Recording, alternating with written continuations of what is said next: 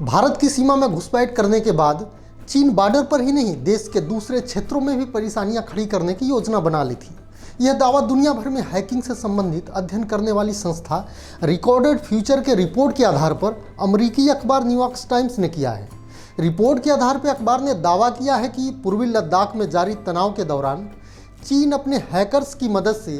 भारत में black out यानी पूरे भारत को अंधेरे में डुबोने की फिराक में था और चीन ने मुंबई की पावर सप्लाई को बुरी तरह से बाधित भी कर दिया था। अखबार ने दावा किया है कि चीन ने अपने हैकर्स फौज की मदद से अक्टूबर 2020 में मात्र 5 दिनों के अंदर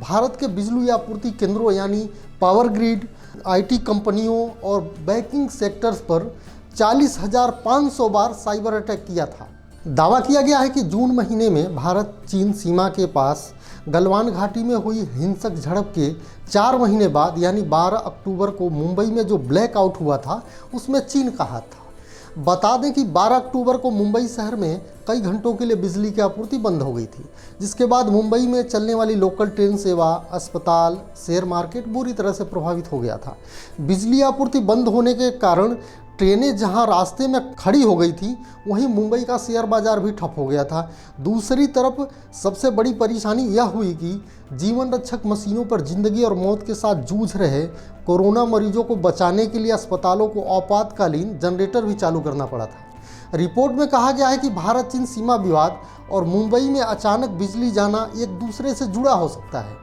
विशेषज्ञों का मानना है कि देश के पावर ग्रिड पर साइबर अटैक कर चीन भारत को एक संदेश देना चाहता था कि अगर उसने सीमा पर ज़्यादा ताकत दिखाई तो पूरे देश की बिजली आपूर्ति ठप कर दी जाएगी। अखबार का दावा है कि जब भारत और चीन के बीच सीमा पर तनाव चरम पर था उस वक्त चीन भारत के खिलाफ एक दूसरे तरह का हमला करने की फिराक में था और चीनी हैकर्स ने पूरे देश में बिजली आपूर्ति करने वाले सिस्टम में मैलवेयर यानी हैकिंग के लिए उपयोग किए जाने वाला एक प्रकार का वायरस पहुंचा दिया था। इतना ही नहीं, चीनी सरकार के हैकरों ने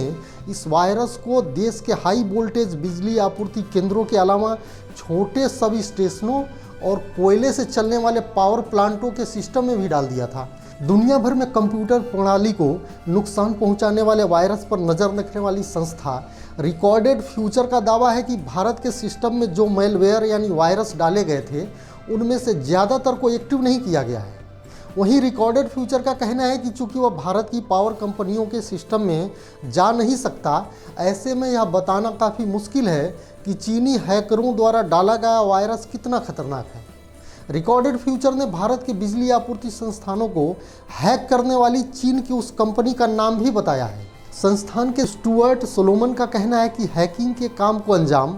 चीन सरकार की रेड एको नाम की एक संस्था ने दिया है। इसके लिए चीनी कंपनी ने एक खास तरह का साइबर तकनीकी का इस्तेमाल करते हुए भारतीय पावर जनरेशन और ट्रांसमिशन ग्रिड के लगभग 1 दर्जन महत्वपूर्ण नोड्स में प्रवेश कर लिया है। बता दें कि इस तरह के खतरनाक साइबर हमलों के लिए रूस पूरी दुनिया में कुख्यात है, क्योंकि कुछ साल पहले ही रूस ने पड़ोसी देश यूक्रेन में इस तरह का 2 बार हमला कर पूरे देश की बिजली आपूर्ति को बंद कर दिया था। वहीं रूस पर यह भी आरोप लगाया जाता है कि अमेरिका की पावर सप्लाई यूनिट को ठप करने के लिए वो ऐसा करने की कई बार कोशिश भी कर चुका है।